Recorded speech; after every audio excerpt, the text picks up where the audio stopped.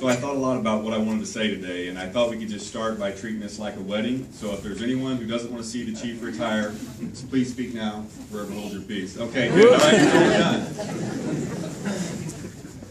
So thank you all, ladies and gentlemen, for coming here today to be a part of history. I am your history instructor, and I will teach you about the career of an American patriot.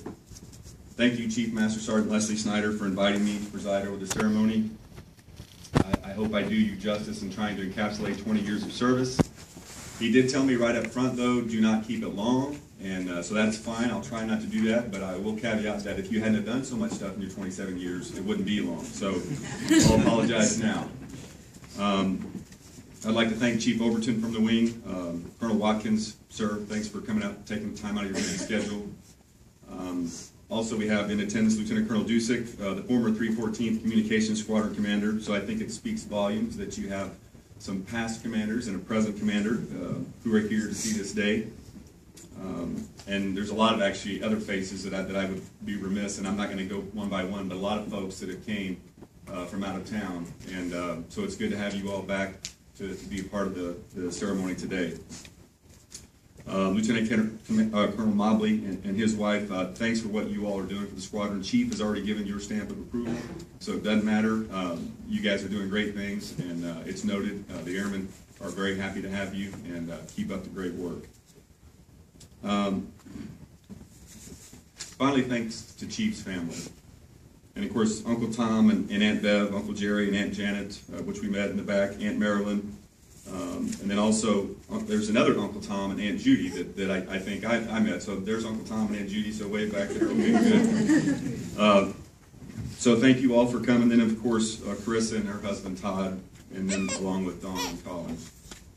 Thank you for being the kind of family that would allow your husband to serve in the military.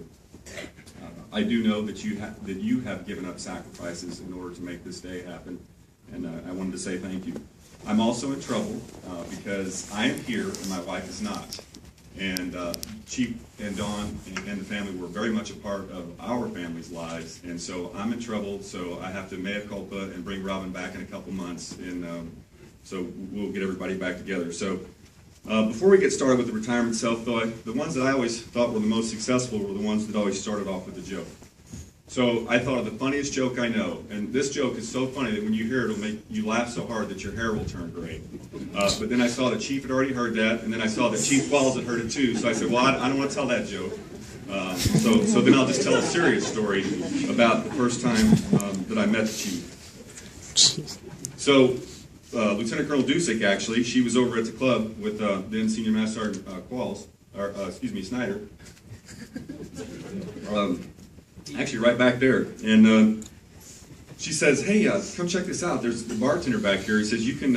He's pretty amazing. You can give him an abbreviation or a cryptic kind of clue, and he'll figure out what drink you want. So, and if not, the drink is on the house. So then Major Dusick says to the bartender, give me a belly button lint. So the bartender thinks about it and says, oh, you want a fuzzy navel? Oh, okay. So she got her drink, and so I thought that was pretty interesting. So I said, well, give me a knocking aqua lunar. And so the bartender thought for a second and said, oh, you want a blue moon on tap. So, not wanting to be outdone, then Senior Master Sergeant Snyder says, I'd like a 15. And the bartender thinks about it and says, 15, 1 and a 5. I don't know, I give up. And Chief Snyder goes, really? That was so easy. I wanted a 7 and 7. 7 plus 7, 15.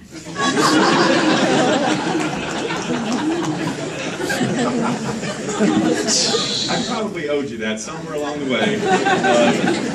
Chief was notorious because he thought, he used to be a cop, that he would put tickets in people's cars and, he did pranks on folks all the time. So, in all seriousness, today is a time for celebration. So, in fact, if anybody doesn't want to celebrate here, I'll give you just a couple quick seconds to leave the room. Because I know there's going to be a celebration, and if anyone knows the police in Cabot, if you can call ahead and tell them to stay away from Earnhardt Circle, that would probably be good. But what I'm going to do is give you a history lesson and tell you really how some of the things that the Chief has done will not be duplicated by today's airmen, ever. And let's just say that the world has changed a lot since Airman First Class Snyder joined the Air Force. So when he enlisted, the Air Force had about 660,000 in uniform in the mid-'80s. We had this thing called the Cold War, and you'll kind of see some of that as we talk about the Chief's, what he's done in his career.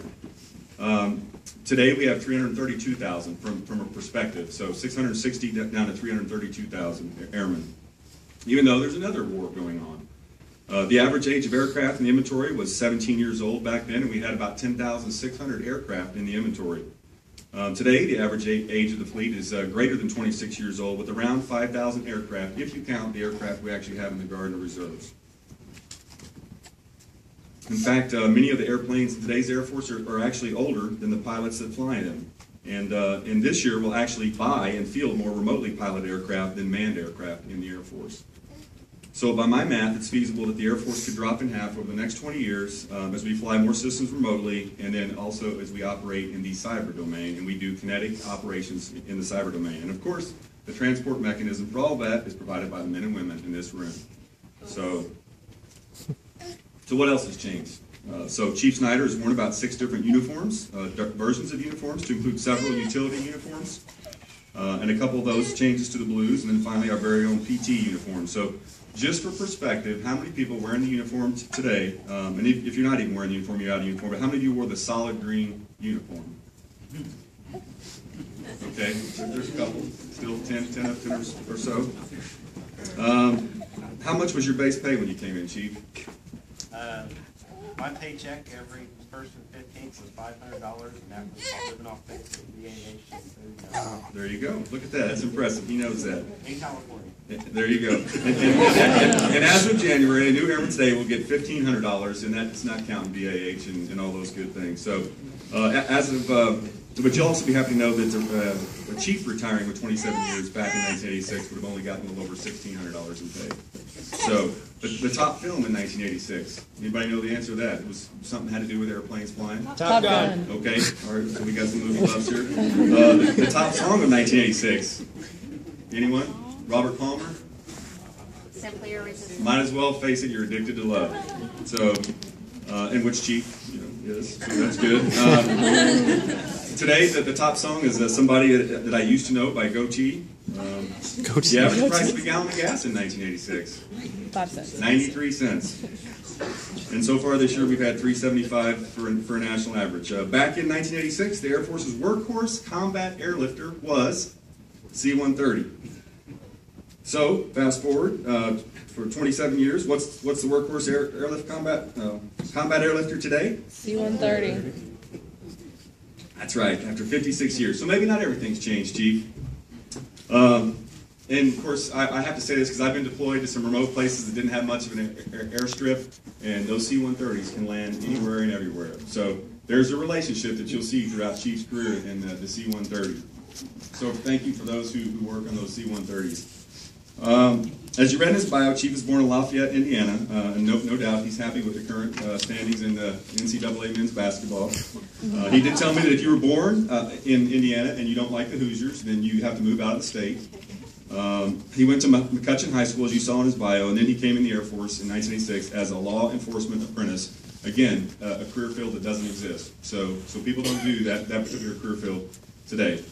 So upon graduating, he went to the 323rd Security Police Squadron at then Mather Air Force Base in Sacramento, California, surrounded by wine fields and lovely vineyards. Very old air base, 1918, named after a pilot that unfortunately crashed his plane. And I did tell Chief early on that if you were thinking that you could stay here so long, they would rename the Air Force Base after you. That's not how it works. You usually have to die. So I think that's when he decided maybe it's time to retire and I don't have to stay for a long time. But so Lieutenant Carl